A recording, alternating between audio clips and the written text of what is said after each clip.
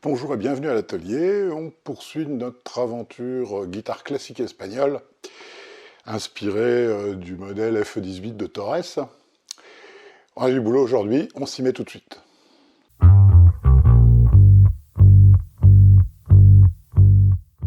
Alors, aujourd'hui, on va s'occuper d'assembler la table d'harmonie et le fond, de préparer tout ce qui va être décoration du fond, c'est-à-dire globalement la petite ligne très fine et très élégante qu'on trouve sur les guitares classiques, et qui a d'ailleurs été repiquée joyeusement sur les guitares folk et toutes les autres guitares.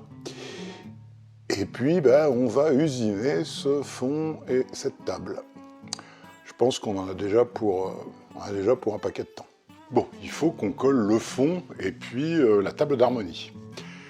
Et ils font 3 mm et demi, grand maximum. Ce qui pose toujours un problème quand on veut coller à plat joint ce genre de choses.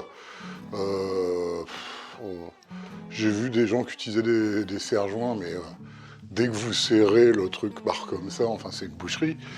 Et puis si c'est pour pas serrer, autant pas utiliser un serre-joint.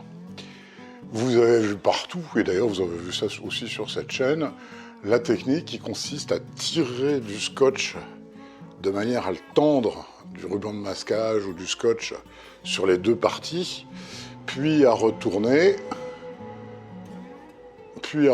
à mettre un filet de colle, remettre bien plat et remettre à nouveau du scotch. Ça, c'est limite aussi, hein, ça permet de pallier à un truc qui manque. Ça marche, hein, mais bon, voilà, quoi, c'est un peu grand kikinant. Faut que le scotch soit bien solide, qu'il soit étirable. Vous pouvez essayer de faire ça avec du scotch transparent, vous savez, ça marche pas, il est pas élastique. Bon, enfin. Là, ce que je vous propose, c'est qu'on va moderniser une très vieille technique d'ébéniste. Je crois d'ailleurs qu'il y a un dessin dans l'encyclopédie Diderot d'Alembert qui montre ça. Et on va l'adapter avec des matériaux modernes. On va avoir besoin de 3 bouts de profilé alu, un de 8 et puis 2 de 4. Moi, c'est de la récup parce que j'ai construit quelques CNC depuis des années. Et donc, surtout, si vous n'en avez pas et que vous voulez les acheter, n'allez pas chez les marchands de matos pour CNC. Hein, vous allez payer 2 fois le prix.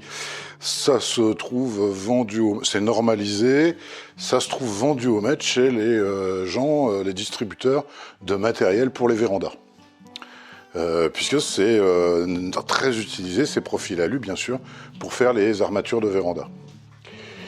Vous allez ensuite avoir besoin, et vous trouverez ça aussi dans les mêmes boutiques, de petits coins en alu comme ça.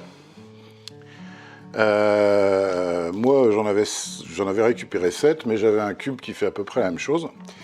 À nouveau, l'intérêt c'est qu'ils sont usinés pour ne pas dépasser. Vous allez avoir besoin de ce qu'on appelle des écrous en T, des T-nuts. C'est des trucs qui se glissent dans les rainures et sur lesquels on va pouvoir mettre une petite vis. Ces petites vis, ce sont des M5 de 8 de long. Donc des M5 8 de long. Comme on a 8 cubes, il nous faut 16 T-nuts et 16 petits écrous. Et 16 petites vis. Allez, on se met au boulot. Pour chaque coin, on va prévisser un T-nut comme ça, mais on va le laisser évidemment pas serré complètement.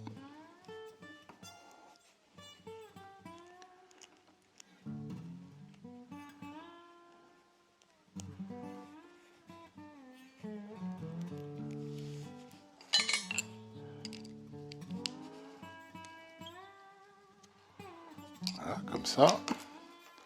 Et on va faire ça 8 fois. Nos 8 coins sont équipés, hein, à chaque fois 1, 2. On les met de côté. Ça va être le fond. Ça va être les deux côtés. 50 ou plus de 50. Ah non, ceux-là, c'est des monstres. Combien ils font? Ah, ils font 75.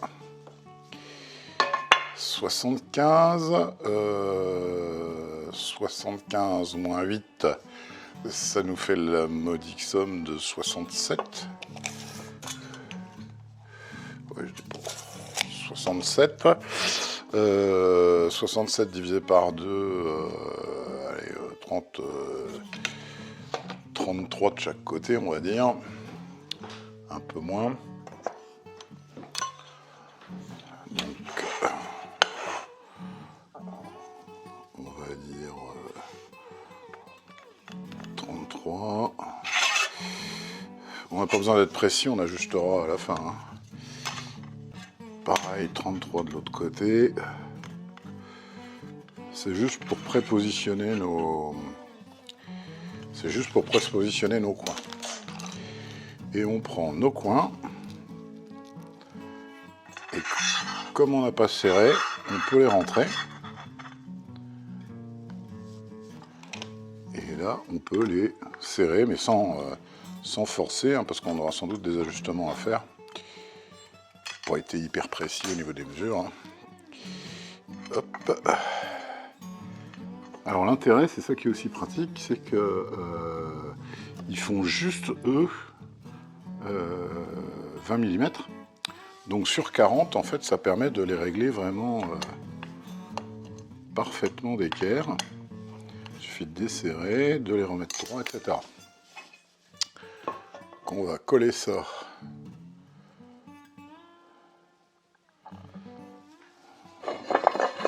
là-dedans.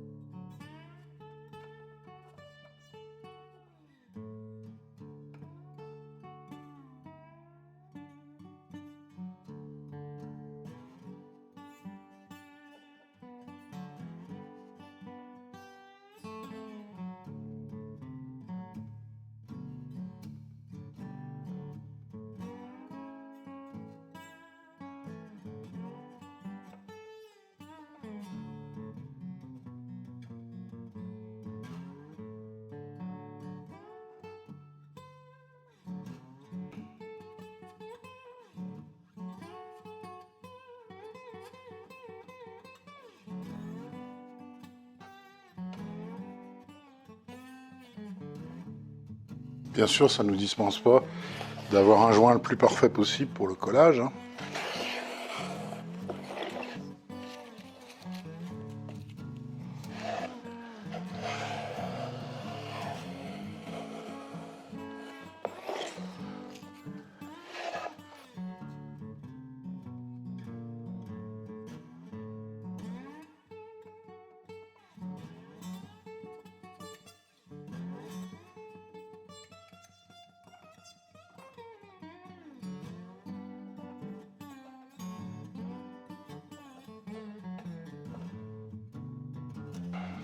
Théoriquement, la taille de bond ne colle pas de l'aluminium, hein, mais bon, on va simplement assurer le truc.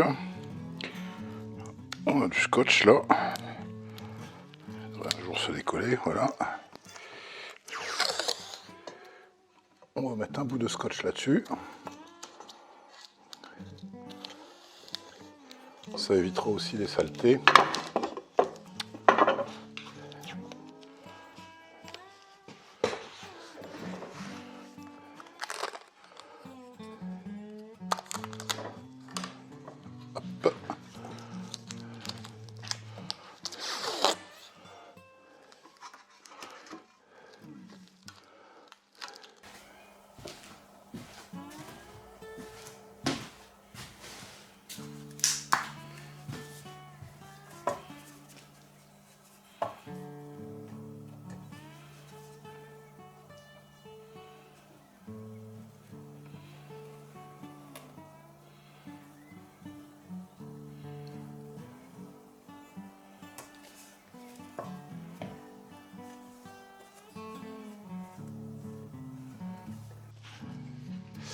Et comme système de serrage, on va utiliser 2 coins en bois. Prenez du bois dur, hein. Et puis du ruban coton. Ça coûte pas grand chose, ça s'achète à peu près n'importe où, hein. Moi je l'ai eu chez Amazon. De toute façon ça sert, puisque ça sert aussi pour entourer complètement le guitare quand on fait le binding, pour entourer le corps quand on fait le binding. Et là on s'en sert pour autre chose. Hop.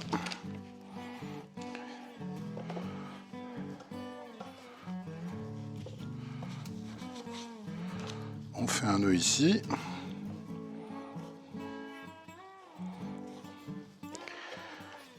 Et on va entourer de multiples fois.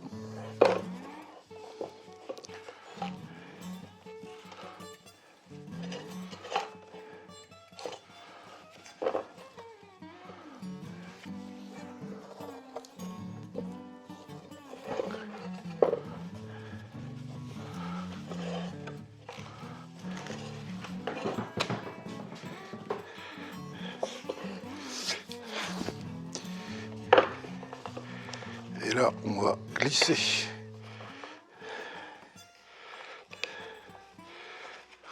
notre coin.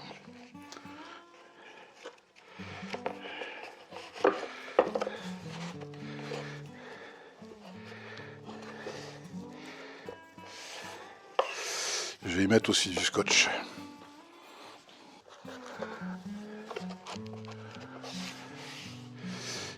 Et on fait pareil avec l'autre.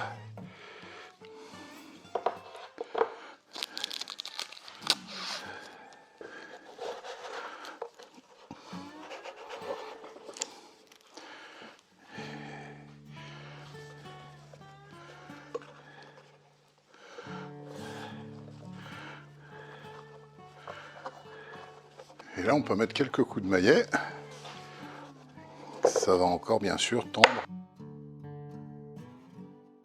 Quand on enlève une table, surtout si elle est fine, de ce genre de dispo, il ne faut pas enlever les coins d'abord, parce que on pourrait créer en fait une tension d'un seul coup qui pourrait courber, voire casser la table. Il vaut mieux enlever ce qu'on a utilisé, c'est-à-dire corde, là c'est du ruban, hein, pour relâcher la pression petit à petit, et les coins, ils viendront à la fin. Comme on les a protégés avec du scotch, nos 2 cales, elles viennent toutes seules, hein. Et on a protégé aussi le fond, donc, enfin les barres ici, donc en fait il n'y a rien qui colle. Voilà notre table. On a largement de la matière, puisque elle fait 4,10. Ici on est à 4,6, 4,60, 4,10, 4,60, 4,10. On est à peu près cohérent. On ne va pas tout de suite aller à l'épaisseur finale, qui sera de 2 mm, parce qu'on a besoin d'un petit peu de matière pour sécuriser un peu l'usinage. Et bien entendu, ici, ce qu'on va faire, c'est qu'on va mettre un jeu de filet, en fait, pour souligner le centre de cette table. Pour faire notre incrustation dans le dos, on va se découper 2 bouts de 40 mm dans du sycomore de 0,9.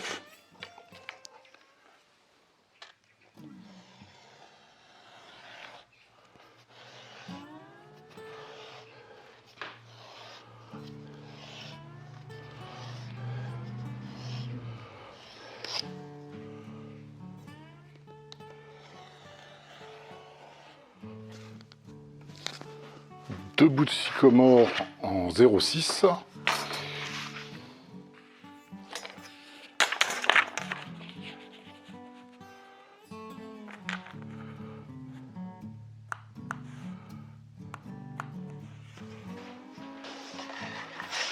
et 2 bouts de sycomore du même vert que la rosette.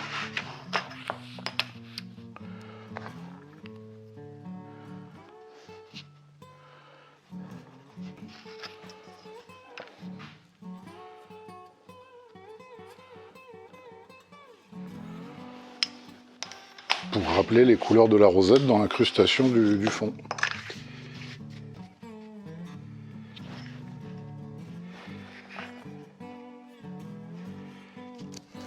Et on va en coller 2 piles.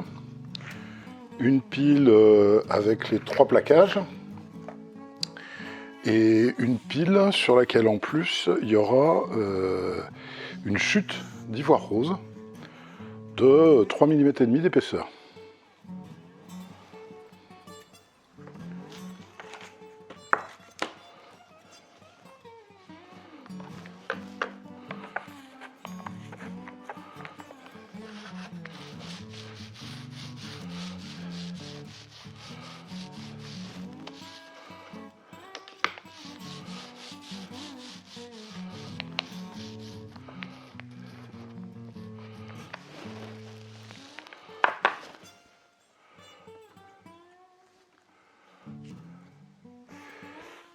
Le sycomore de 0,9.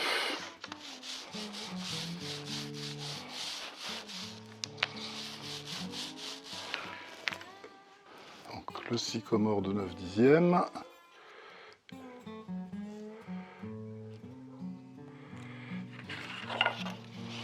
Le teinté vert. Et le sycomore de 0,6. Et évidemment, tout ça, c'est pris dans des martyrs sur lesquels j'ai mis du scotch. Comme j'ai qu'une largeur de ponçage de 25, je vais démonter cette platine là, si bien que je pourrais passer la table et le fond pour les nettoyer quand j'en aurai besoin, en 2 passes simplement.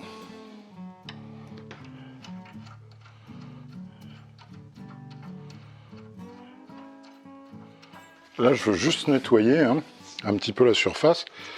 On va garder l'épaisseur pour l'instant. Elle finira à 2 mm, mais c'est mieux d'avoir un peu plus d'épaisseur pour l'usinage.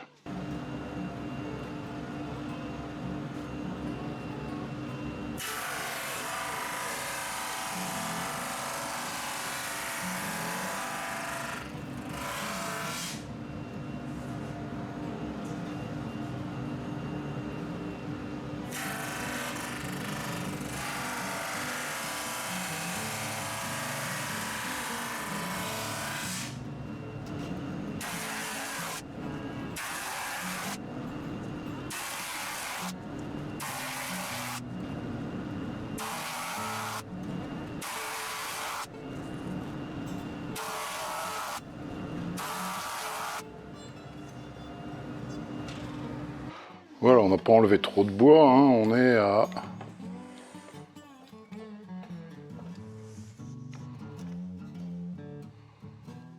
On est à 3,60. 3,70. 3,70.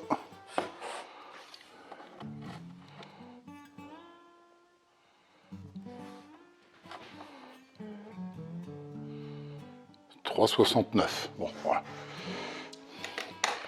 Donc on est bon. Ça, ce sera l'intérieur de la guitare. Ça, ce sera l'extérieur. Et là, je vais juste faire un petit ponçage rapide au 120 à la main.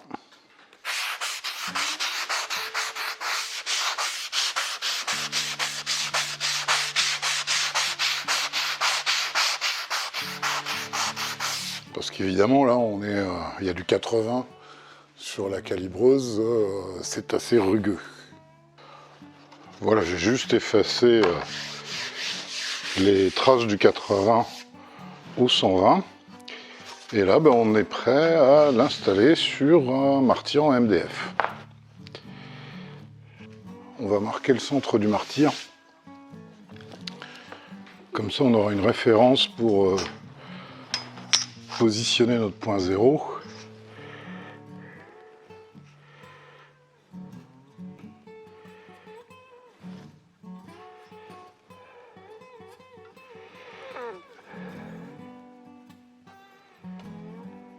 Et à l'équerre, on va reporter ça sur les côtés.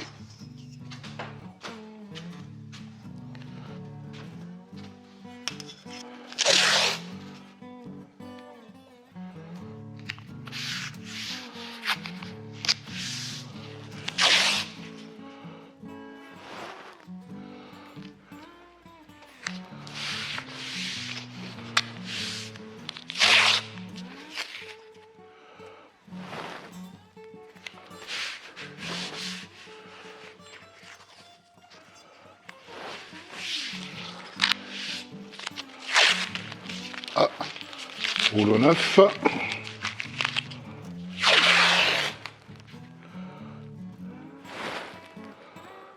J'essaye de protéger au moins pendant quelques temps cet établi que j'ai quand même rénové. Que ça dure un peu.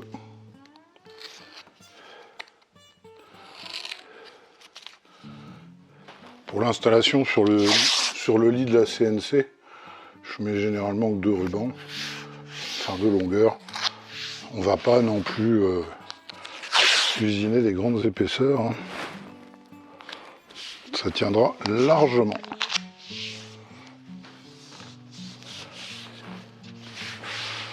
Alors, il faut déterminer quel va être le bas et le haut de la guitare.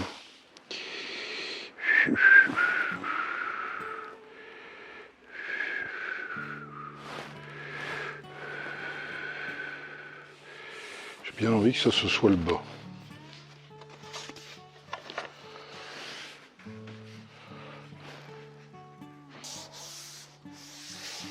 Voilà, prêt pour la CNC. Alors, j'avais pas d'épicéa.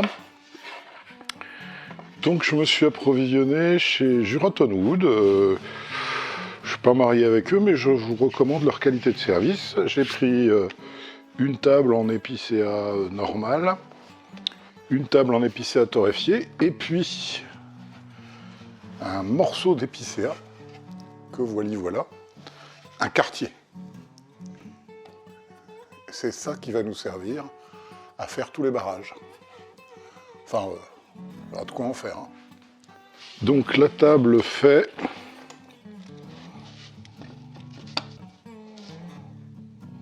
5,3.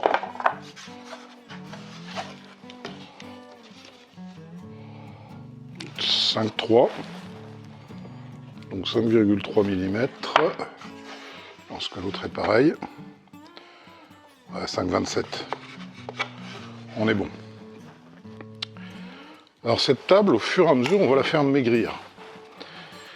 Là, pour l'usinage, comme d'habitude, on va essayer de garder un maximum. Simplement, on va la passer pour la nettoyer un petit peu des deux côtés à la calibreuse. Et ensuite, on s'occupera bien sûr du joint.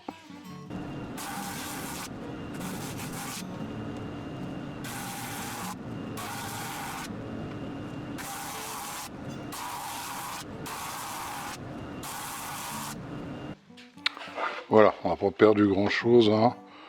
On est descendu à 5.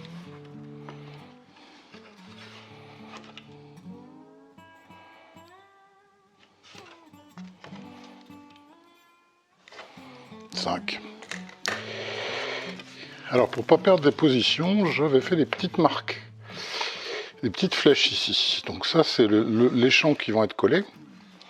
Hein, j'avais fait la même chose sur l'autre. Ça c'est les champs qui vont être collés et la petite flèche indique le dessus. Donc ça ira comme ça. Et il y a une certaine logique parce que je crois avoir vu sur un des dos. Et là, il y a une petite poche de résine. D'ailleurs, c'est légèrement collant.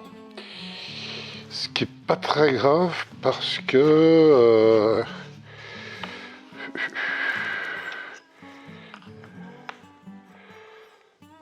on est large, on devrait être hors de la guitare.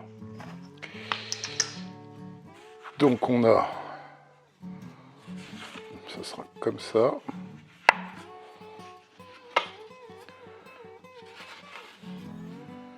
Et ce sera comme ça.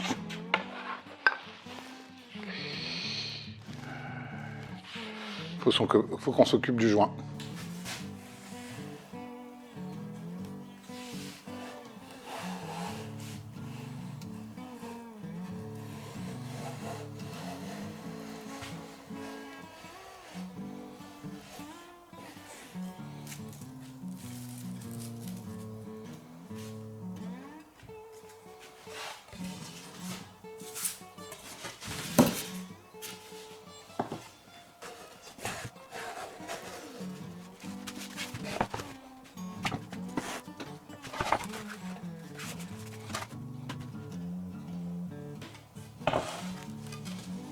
On voit encore une petite lumière, donc on continue.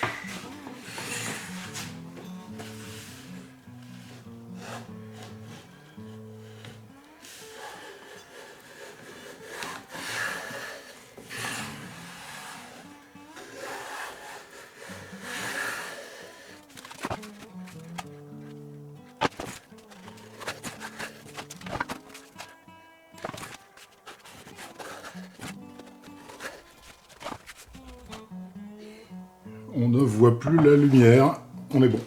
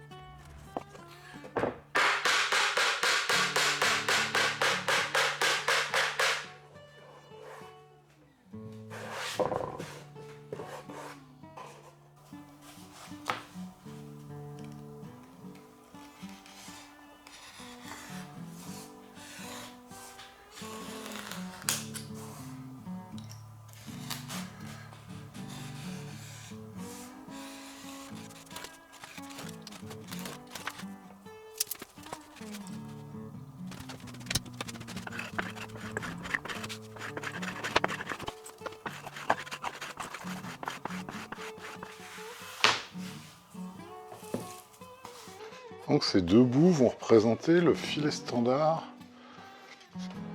de notre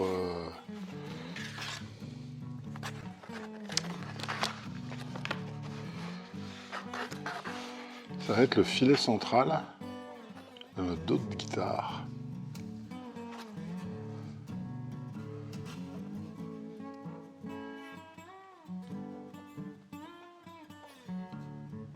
On va bien sûr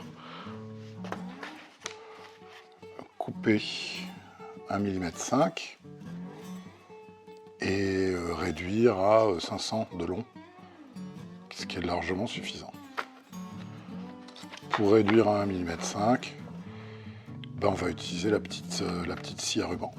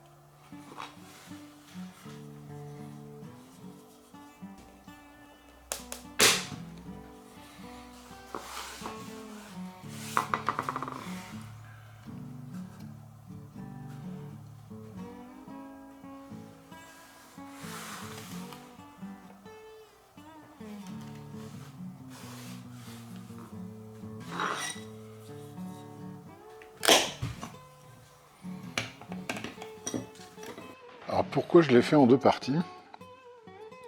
Je l'ai fait en deux parties parce que ça va être plus facile à poser, ça c'est le premier truc. Et le deuxième truc, c'est que là, on a une droite. On a plutôt l'ensemble représente un rectangle allongé. Or, une guitare classique, mais toute guitare d'une manière générale, et pareil pour les manches, sont pas des rectangles. Ils s'inscrivent généralement dans ce qu'on appelle les trapèzes isocèles. Et donc, si je fais un petit peu maigrir le long ici, cette partie d'ivoire rose, je vais avoir une montée vers le manche de la guitare, et ça va être relativement subtil parce qu'on ne va pas enlever grand chose, mais ça va quand même faire une petite différence visuelle qu'on notera pas forcément, mais qui fera partie de l'élégance de ce genre d'incrustation. Donc je fais jamais des rectangles tout simples. C'est vrai que c'est plus facile à faire, et je préfère passer un petit peu de temps. Et là, on va au rabot faire diminuer en fait la largeur de la partie rose. Et là, bien sûr, ruban de masquage et super glue.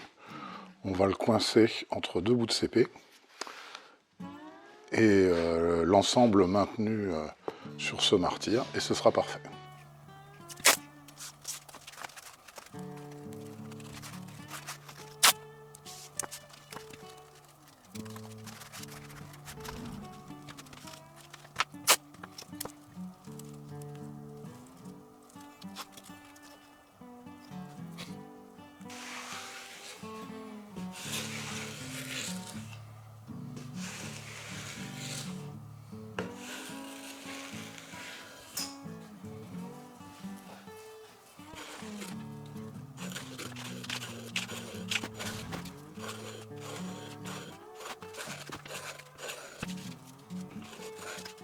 On a 7.5,